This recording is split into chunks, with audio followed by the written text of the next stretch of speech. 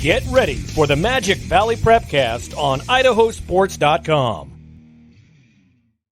That's right. Welcome in another edition of the Magic Valley Prepcast on IdahoSports.com, breaking down everything District 4 week in, week out. My name is Brandon Baney, joined as always by my cohort, Scott Burton. Although today, if you're watching the video version of this podcast at the IdahoSports.com YouTube channel or Facebook page, you'll see that his little name tag says Alex Smith, U of U, former Utah Utes great Alex Smith. Wow. Thanks for joining us. Well, I got a busy schedule these days, but here Idaho Sports needed some help, and I will come running. That's right. 2 days a week from my boys at Idaho Sports. That's right. Well, you might be wondering why he decided to go the Utah Utes route with his moniker today, and that is because we are going to be talking to a former Utah Ute and a current Canyon Ridge Riverhawk in his second year as the head football coach at Canyon Ridge High School, Coach James Poole. Welcome to the show, Coach. Thanks for joining us. Yes, sir. Yes, sir. Good to be here. Thank you, guys. So, we wanted to bring you on because Canyon Ridge football is hot right now. You guys are 4-0, could have been 5-0 if your game didn't get canceled by lightning. I mean, how exciting is it in the halls at Canyon Ridge High to be off to an undefeated start in football? Yeah, great start. Good time to be a Riverhawk. It's you can definitely feel it, just what you said, throughout the halls, the community. A little new for us, learning how to know what it feels like to be undefeated and how to handle that success. So, yeah, well, I think that's a good point. I mean, Canyon Ridge opened in 2009, and really since that time there has been, and I've been over at Jerome for 20 some odd years. In that time, there's really been, if I can remember right, one solid year of football. So this is brand new. I mean, this is something that, like you said, people have got to get used to. And there's just a different vibe going on right now at Canyon Ridge. Starting off 4-0, outscoring your opponents by an average of 34-7.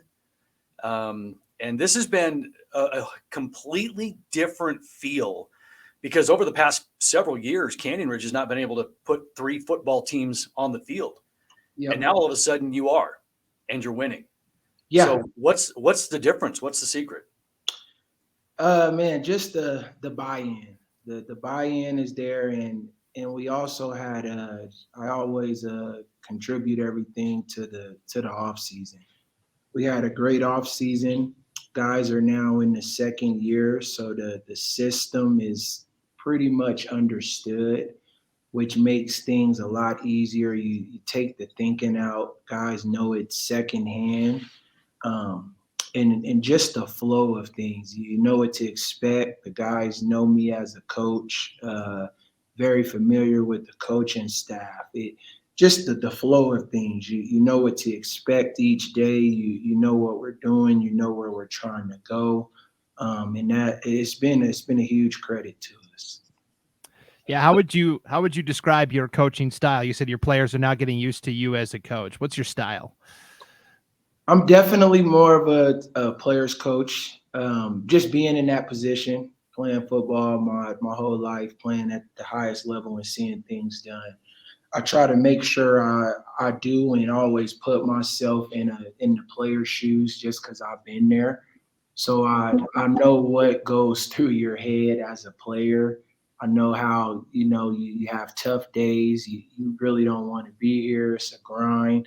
So I know little things to relate to my players and to make guys want to be here, keep the buy-in, keep you invested, want to be committed. So I just think of me being in their shoes and playing at that level. I understand how to kind of correlate things and put it in the best way for the guys. We want guys to be excited to come every day. So looking at your coaching career, you started at Sugar, correct? Yes. Then made the move over to Canyon Ridge. So at what point did you realize that you wanted to be a football coach? So they're really after a tough look in the mirror and bouncing around my own football career, trying to make the NFL work, going overseas, arena. finally there came the point, the kind of that reality call, like, hey, it may be your time. And this was the only game I knew since 3 years old. So I did not want to just hang the cleats up myself. So I said, hey, I want to stay around this and make sure that I'm giving back now and helping younger kids to achieve the goal and get to experience the life and the fulfillment that football brought me. So I knew right away, this, I can't let it in like this, at least not yet. So How did you end up at Sugar? I had a connection with some former Utah people when I was down there. They ended up moving down to the Sugar area. I stayed in connection with them and was actually doing some personal training and some gym stuff up there. Just football stuff, basketball, more on a personal level with different kids. Mm-hmm. So eventually got connected in with Sugar, and it's pretty much the best thing that happened and almost changed my life. So, and then you made the switch over to Canyon Ridge 2 years ago. How did that move come about? Yeah, well, after being at Sugar, I was a part of that great run that they're still on. So seeing the things there and how we did it there, and just watching Tyler Richens and being under his vision and learning a lot from those guys. Dan Binion, they got a great staff over there. Just made me want to go and bring that to a group of kids who, really, in which Canyon Ridge was all the way pretty much at the bottom. So I wanted to take on that challenge and see what I can do. I knew this would be a big challenge coming from, wins were hard to come by here, not quite the history with the school. So it gave myself a big goal to do. Yeah, so you mentioned when you got into coaching at Sugar, it changed your life. Is that because of you went from player to coach, or was it for a different reason? I think more or less a little bit of both. A little bit of both. Really being able to understand the other side of it. And I got to see how much easier it is to just play, actually, rather than when you're coaching and just the things that come with coaching, the game planning, being prepared, making sure you're able to get all your guys in unit. It's so much that goes into it. And like I said, I was willing to take on the challenge, and just so much different than playing. And that was the part that I think kept me engaged, and the part that I really loved about it was just the preparation of it. And so you have quite the story. And, before we get into conference play and talk about other teams in the conference and where Canyon Ridge stacks up, especially with the big game coming up this Friday, I think one of the cool things about what we do is we find people that have amazing stories. And you are one of those people that, let's be frank. Lucky to be alive, to be honest, right?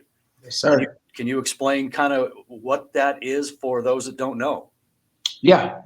So at 11 months, I was actually involved. My family it was a home invasion, and luckily I was made it out alive, but I was actually shot twice. One bullet hit me directly. The other one, my mom was actually fighting a gunman over the gun, and shots went off. So one of them hit me directly, and then the other one ricocheted. They ended up getting away. Nobody else was hurt, ironically enough, just me, who was all the way in the back room in my crib. So just a blessing to be here to tell the story.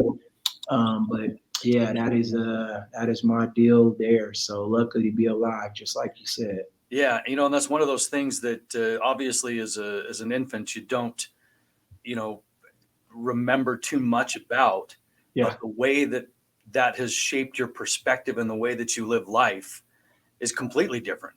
Oh yeah, definitely. I go hard every single day, I don't really take anything for granted. I try to live life to the fullest, and that's kind of the way I go about the coaching too with the boys. I tell them, hey, appreciate this game every day. I constantly tell my players, when you go home, thank your mom and dad for letting you play this beautiful game. I tell them, you just never know. You don't know when your last breath will be. You don't know when your last play will be. So make sure you're selling out every single day. Practice, game, walk through, film, go all in, class, and that's kind of the message that we want to perceive and send out every day. Yeah, what was that conversation like? You obviously don't remember the incident as it happened. How old were you when your parents told you, hey, this happened to you when you were just a baby? So believe it or not, I actually did. It was an interview when I first got to the U. And my whole life, I grew up thinking I got shot at a park. I have no idea where it came from. To be honest, I grew up single parent, just my mom, myself, a little sister. So didn't really have a dad around, but my mom and I never actually talked about, hey, here's how you got shot. We knew I was okay. That's all that mattered. So I'm just giving an interview and telling what I thought happened. And my mom calls me like, why'd you lie? I'm like, lie about what? She's like, that's not how you got shot. Well, won't you tell me after 20 years? But that is how I found out. I gave the wrong story, and my mom was not happy about it. So you grow up playing football, and it's, like you said, the only game that you've ever known. And tell us about the process that you went through, because I think a lot of high school kids can understand it or need to understand the process from high school to college. How did you end up at the U of U? So I had a bit of a different story. Originally, I was going to USC. Things happened late in my life. Some things transpired, some things I had to learn from. So I actually had to go the JUCO route for pretty much that season, the football season, in which that was the best thing that could have happened to me. At the time, to be honest, I had no idea what a junior college was. Just wasn't aware. I had my mind set on one school and one conference only. So going through that process really humbled me. I got a chance to see the outside looking in and what the harsh reality is and how hard it is to go Division I. I was that was my mindset. And really once I had the things that I had to go through, that really got me on my game. I took my school to another level. I took the way I carried myself to another level.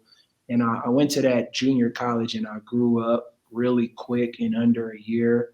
And still to this day, I think that was the biggest thing God has really done for me, at just seeing another world and how really dedicated and how hard you got to work for something if you want it.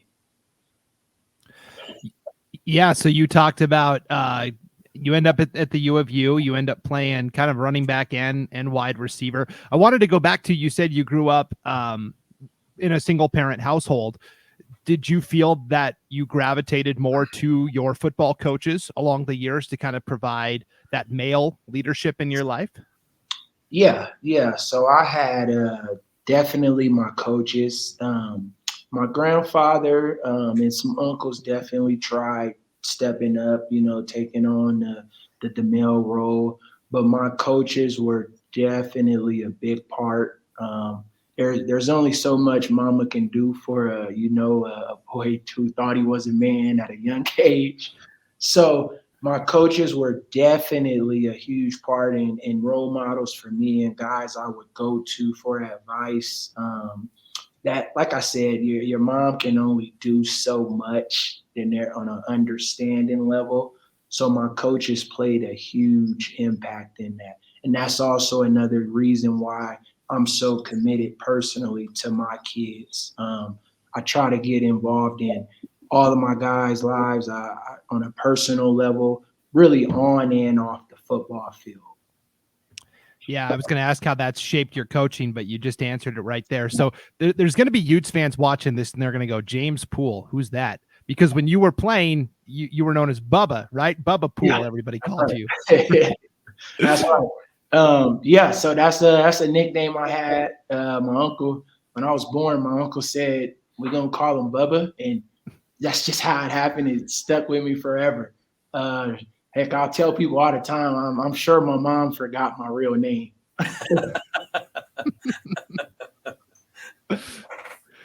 So now, I mean, obviously your players address you as Coach Poole. Do you now that you're in the professional coaching landscape, do you go by James, or do people still call you Bubba? A little more on the admin, probably James. Bubba has now been, it's gotten out like, hey, I get people still coming up, hey, are you Bubba too? I heard about a Bubba. Well, it's out now. Yeah, no, it's definitely out. So the players, though, it's always coach. I try to teach my players the right way. You address the coaches or what they are, yes, sir, no, sir, coach, yes and no. So we go there on a standpoint.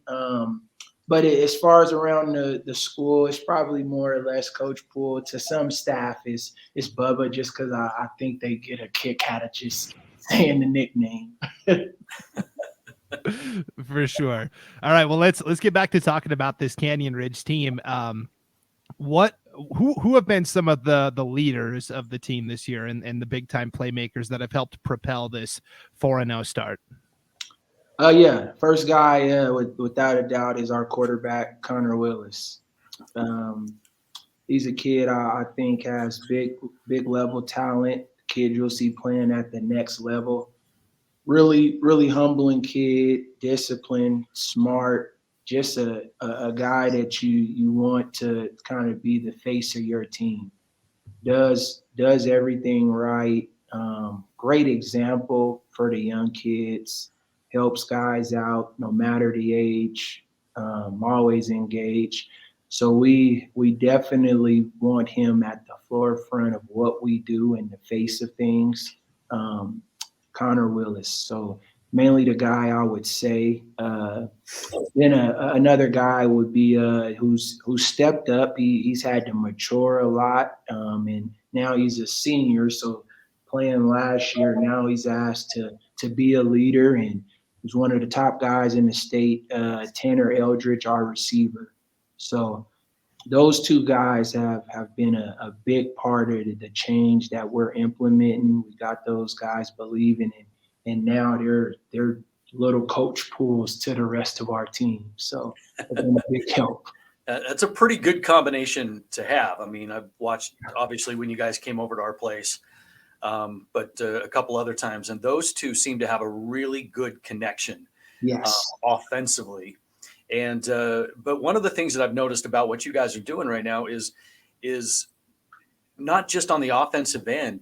Defensively, you pitched 2 shutouts, held one team to 6 points. Defense travels. We know that. Yep. What has been the secret defensively for this 4-0 start that really has been a dominant defensive performance for 4 games? Yeah. So we like to pride ourselves at what I personally coach, which is the offense. But I tell the guys all the time, you go look at the top teams, you got to have defense. We took it back to the Buccaneers. I mean, with Tom Brady. As much as he did, it was the defense that got him where they got him. We looked last year. Georgia could score on anybody, but it was the defense. You have to have defense. So we made it a commitment to be tougher, be more physical, and we want to play smarter. And again, I think our guys have really bought into that. And quite frankly, I think we have a really good offense. So your defense is playing against that every single day. Suddenly now the guy in front of you isn't quite as fast. He isn't quite as advanced as what you're seeing on the day-to-day thing in practice. And I use it all the time. Another great example for us was Tua Tagovailoa. He comes in the game cold as ice and wins the national championship late. And the reason you do that is he's going against Alabama's defense every day. So you come into a game, you're probably not going to be as advanced as what you see every day in practice. So yeah, you know what, and that's a good point too. Is, I mean, you see the talent across the line of scrimmage every day in practice, but when it comes to game, that balance that you guys have is crucial, because you're not, giving your defense short fields. You're not giving, a lot of 3 and outs to put your defense on the field for all that time. And so the balance you guys are having right now between offensive and defensive playmakers and time of possession and all those kind of things are really equaling each other out to the point to where the balance keeps everybody at the top of their game on both sides of the football. Definitely. And that's something we try to work, we tell them, it's some games you may have where you're clicking on all cylinders. Offense is rolling, defense is getting guys off the field, creating those 3 and outs, creating the turnovers. And then you may have games which we did, Wood River, a little more defensively for us. Offense, a little slower start. And then you go kind of a game where a little bit of Columbia, our next game, where defense kind of took to us a little more than we liked, and then offense got it rolling. So we want to be able to kind of create exactly what you said, that balance where, hey, we just keep trusting one another and know we'll get our break as long as we keep at it. Just keep at it and stay the course. Yeah, and speaking of balance, you are going to have some pretty incredible balance this Friday night as you take on the league leaders right now, or the preseason favorites, I guess, because they return everybody, and that's Minico. All the talk in the Great Basin has been, Minico, Burley, Twin, and there hasn't been a whole lot of Canyon Ridge talk. So what makes it how's that vibe around the school where it's like, hey, we might be getting overlooked here. Why not us? Yeah. I tell the guys all the time, you're as good as what what you put on, and all teams know about you is who you are and what you've done. For us, we try to tend to keep everything within our building. We know what we have. We're really confident in our players and our guys and the staff that we have in place. So we tell our guys, hey, we take it every Friday night. Our goal is to go 1-0 each Friday. We don't really look ahead. We don't underlook no one. We treat everyone the same. And I think that's been a huge thing for us and an advantage at taking it just week by week.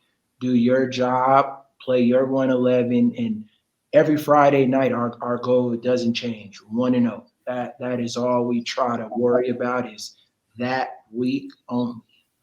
Never looking ahead, and we treat every team with the same amount of respect. Okay, and then looking at this Friday night where you've got Minico coming to your place. I mean, that's going to be a huge measuring stick to see how far has Canyon Ridge football come. What's the secret for Friday? We are well aware of what Minico did and has done. They've earned it. They are the standard, and we know that. This is without a doubt the biggest game in Canyon Ridge's football school history. We are understanding that, and with the respect we have for Minico, we know what we're going to have to do. You got to play really fundamentally. You can't shoot yourself in the foot. You got 8 returning starters on defense, so my offense is pretty much looking forward to taking on the challenge. Been watching film on them. We think we have some spots that keep us in the game with these guys to give us a leg up at what they do versus what we want to do. But definitely understand you play a team like Minico, the margin for error is really small. So we're working on things that, and heck, we're calling it, you're going to have to pitch a perfect game. That's really how we feel, and that's the respect that I personally got from Minico. Yeah, it's a good analogy to use there because Minico's a good enough team that they can beat you on their own. If you're helping them out, I mean, it's going to be right. For sure. All right. Well, we're super excited to see how it all unfolds on Friday night. I know your fans are going to be there rocking and rolling, and Minico fans travel well. It should be a big time atmosphere. And like you said, probably the biggest game in the history of, there's been some playoff games here and there over the years, but I mean, in terms of excitement and hype, and I mean, this is the spot. Yeah, for sure. Good luck on Friday night, Coach Poole. And thank you so much for coming on the podcast and talking a little bit. Yeah. Thank you guys for having me. Hey, Coach, I want to say one more thing really quick. When you guys came over to our place last week, you talked early on about kind of how you're trying to teach these boys yes sir, no sir, respect, all that kind of stuff. And I'll just throw you this so you can take it back to your kids. When I let everybody into the locker room and was holding the door open for them, I would say probably 99% of them said thank you. Half of them said thank you, sir. And I did have one of your players find me after the game just to come up and shake my hand and say thank you. Yes. So, I mean, that influence right there, you don't get that, Yeah. Yeah. And as a coach, sometimes you don't hear that happening because you don't ever, people don't go to you with that. But I wanted to let you know what you're trying to do. It's working. Thank you. Because they came to me and I recognized that and saw it. So great job doing that. Appreciate that. Yeah, it's been a really exciting development to watch, and we'll continue to watch you along this journey as the season progresses. Coach Poole, good luck on Friday night. And again, thanks for stopping by. We appreciate it. Yes, sir. Thank you, guys. You have a good day. All right, you as well. Take care. All right, there you go. James Poole, head coach at Canyon Ridge High, and man, the Riverhawks off to a 4-0 start. And there's an excitement building around Canyon Ridge that we just haven't seen in a while. No, and I think the cool thing about doing what we just did is, we got to know Coach Poole. We got to kind of hear him talk. We got to hear his ideas, his philosophies. And it's easy to see why he's a player's coach. I mean, he's just one of those guys that's really personable. And, sharing some of the lessons, they transcend beyond football. Some of the stuff he talked about wasn't X's and O's. It was philosophy. It was life. It was about being a good person. Those are the things that make good programs, and a lot of times the public doesn't get a chance to visit or talk with coaches to really get that feel, and so that was really cool. Definitely. Yeah, the first time I saw Coach Poole in action was actually before he had even coached a game at Canyon Ridge. During the summer every year, there are these Idaho All-State games where there's a 6th grade All-Star game and a 7th grade All-Star game and an 8th grade and etc.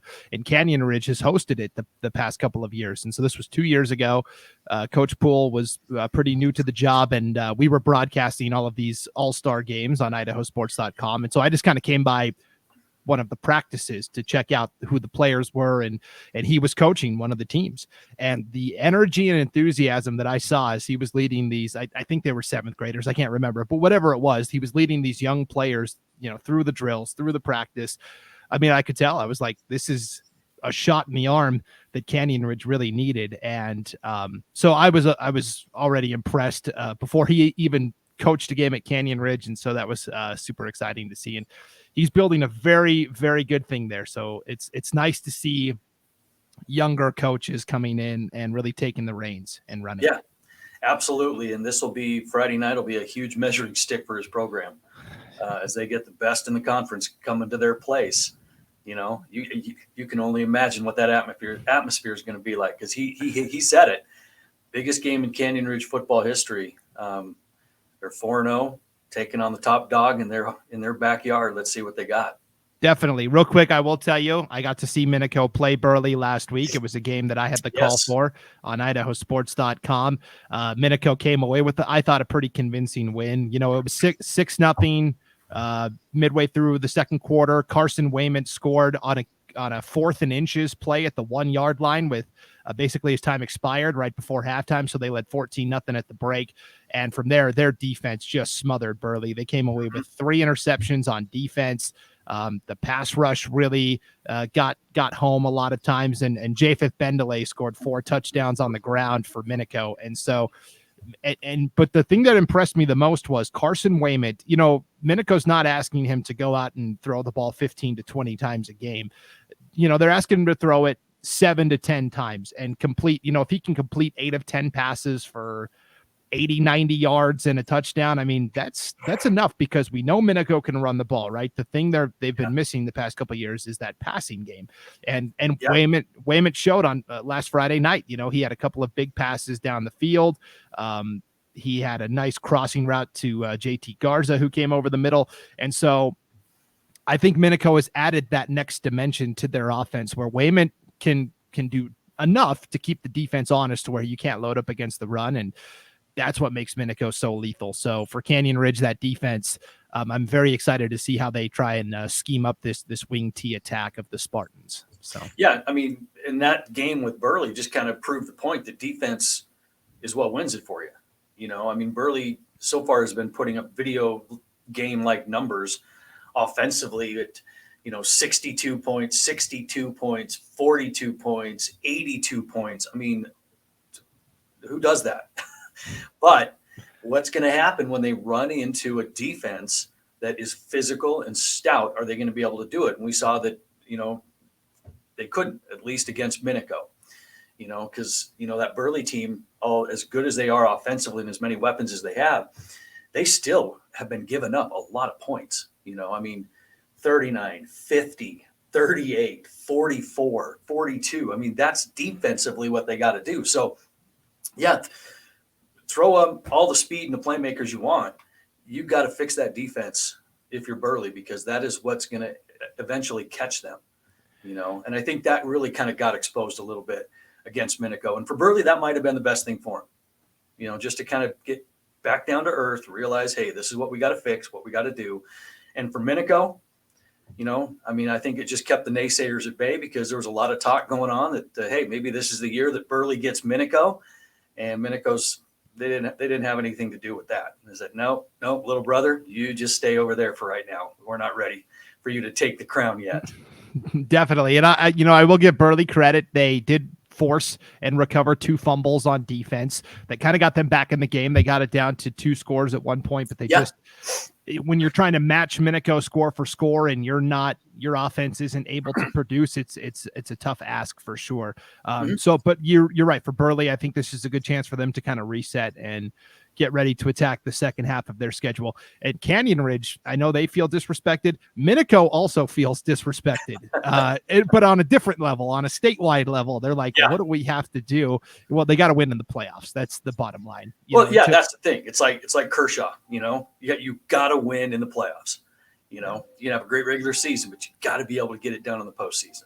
Definitely. And that's what Minico's thinking. So this conference is shaking up, you know, to be rather interesting, because this Great Basin is not used to having 4 teams that really, who knows what's going to happen. You got Minico and Burley and Canyon Ridge and Twin are the top 4 dogs in this conference. And those games are going to be really interesting, and they're going to be very deciding on what happens in the playoffs and the seeding portion of it. For sure. I know Coach Poole takes it one game at a time, but I'm also looking ahead to when Canyon Ridge plays Twin Falls in that annual, military bowl rivalry game. That's also going to be a fantastic matchup. But and you look at, and who would have thought you would ever circle a Burley and Canyon Ridge game? You know, that's the last one of the year at Canyon Ridge, and who knows what's going to ride on that one. So this conference has turned into a pretty exciting football with 4 solid teams. Definitely. Well, we'll be back again next week to break down what we saw with Minico and Canyon Ridge. District golf is also fast approaching. We'll talk. We'll hit the links a little bit and talk some postseason golf on next week's show as well. And again, friendly reminder: if you've got stories, if you've got teams, if you've got players that you want us to talk about and shine that spotlight on, send me an email, Brandon@IdahoSports.com, and we'll make sure we give those athletes and teams the spotlight that they deserve, because that's what we want to do each and every week here.